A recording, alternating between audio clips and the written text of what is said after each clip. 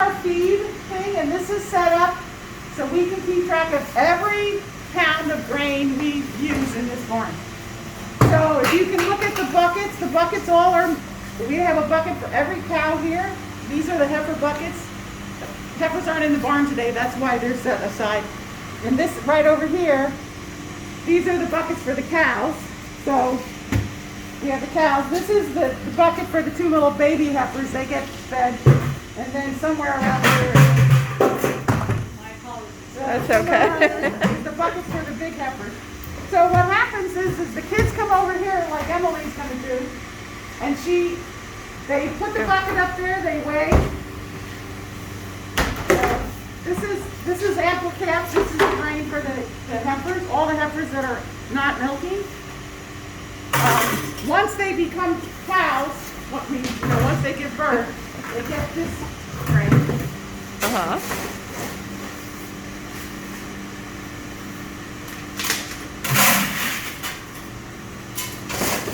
Yeah. This is like, she has to do like 20 pounds. So, but if you turn around and look at this board, so these are the heifers. If they're going to feed the heifers outside, they'd have to do 20 and 20. If they feed them individually, it's 10 pounds per cow. So we're giving them 40 pounds every time we feed them, twice a day. The middle section is the cows. We have their production. So Halo is making 77 pounds of milk. That means she gets 23 pounds of grain a day, which means she gets 11 and a half pounds per feeding. Now, based on the bale of hay, if we think that bale of hay is really good, we feed them the black numbers. If we think the bale of hay is not so great, we give them 2 extra pounds.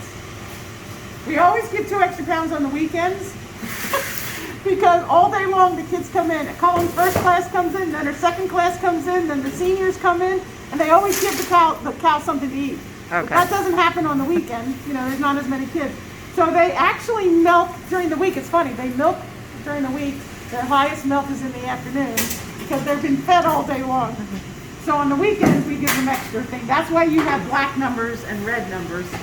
It seems very simple, but organized. Yes, and I think that was one of the biggest things. And then we have the dry cows. We just turned Reba out. That's why she has 1 there.